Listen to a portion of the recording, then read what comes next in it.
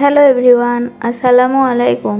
আমি বিথি, বাংলাদেশি ব্লগার মম বিথি চ্যানেলে আপনাদের সবাইকে স্বাগতম জানাচ্ছি।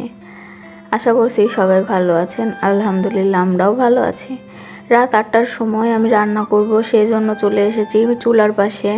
সব কিছু গুছিয়ে নিয়ে চলে এসেছি, আঁখাটাও ধরিয়ে নিয়েছি। এখন আমি কড়াই বসিয়ে দিয়েছি, কড়াই গরম হয়ে গেছে। এখন আমি তেল দিয়ে দিচ্ছি।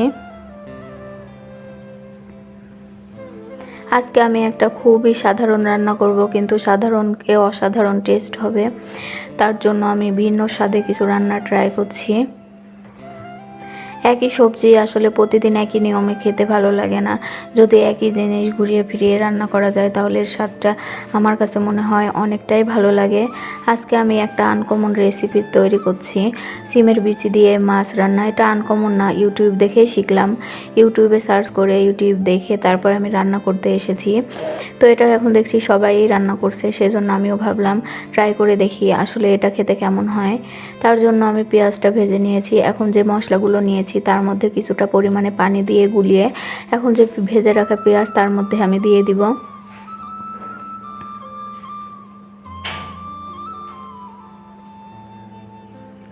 রান্না একই হলে ইউটিউব দেখে করি আর যেখান থেকে শিখি, রান্না যদি একই প্রসেসিংয়ে করা হয় কিন্তু এক একজনের হাতে এক এক রকম রান্নার স্বাদ।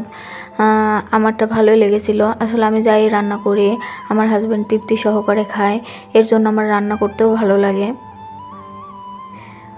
আর রান্নার প্রশংসা পেলে কোন মেয়েরই বা রান্না করতে ভালো লাগে না। আমার তো অনেক ভালো লাগে। রান্নার প্রশংসা পাওয়ার পরে আমার রান্নার আগ্রহ আরও বেড়ে যায়। আর আমি যখন রান্না করছিলাম অনেকটাই রাত হয়ে গেছিলো, আপনাদের সাথেও শেয়ার করছি। অন্ধকারের ভিতরে বসে রান্না করছিলাম, ভালোই লাগছিল। এই তো আমার মশলাটা কষানো হয়ে গেছে, তেল ছেড়ে দিয়েছে।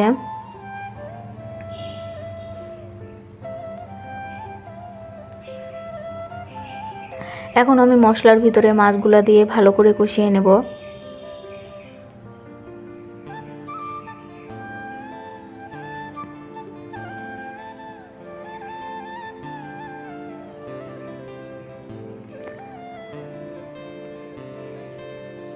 মাছটা আমি একটু বেশিক্ষণ ধরে কষিয়ে নেব, ঢাকনা দিয়ে দিয়ে কষিয়ে নিলে মাছটা খেতে ভালো লাগবে।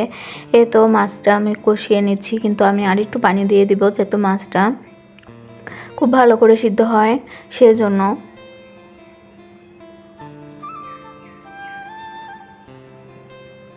আমার ভিডিওটির কোথাও কোনো অংশ যদি আপনাদের কাছে একটু ভালো লেগে থাকে তাহলে প্লিজ একটা লাইক দিয়ে দিবেন। আমার চ্যানেলটি সাবস্ক্রাইব করে পাশে থাকার বেল নোটিফিকেশন অল করে রাখবেন, তাহলে যখনই আমি ভিডিও ছাড়বো নোটিফিকেশন পৌঁছে যাবে আপনার কাছে।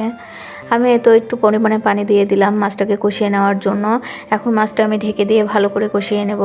আসলে মাছ যত কষাবেন ততই তরকারির স্বাদটা বেশি হয়। মাছ না হলে কাঁচা কাঁচা থাকলে ভালো লাগবে না খেতে। মাছ উঠিয়ে নিয়েছি, তারপরে আমি কিছু পরিমাণে যে হচ্ছে এটা কিসে যেন বিচি, সিমের বিচি, সিমের বিচি দিয়ে হচ্ছে আলু টুকরো টুকরো করে আলু দিয়েছি কিছুটা।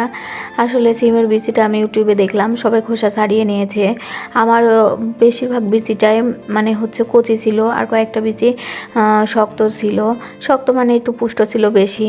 তো এটা গরম পানিতে ভিজিয়ে তারপরে ছাড়িয়ে নিলে খুব সহজেই ছাড়ানো যায়, কিন্তু আমার হাতে একদমই সময় ছিল না, সেই জন্য আমি বিচিগুলো ছাড়িয়ে নিয়ে খোসা সহই দিয়ে দিয়েছি। তো এখন এটা আমি খুব ভালো করে কষিয়ে তারপরে ঝোলের পানি দিয়ে দিয়েছি। এটা আমি দেখলাম যে একটু ঝোল বেশি রাখলে ভালো লাগবে, সেই জন্য আমি একটু বেশি পরিমাণে পানি দিয়েছি। রান্না আমার হয়ে গেছে।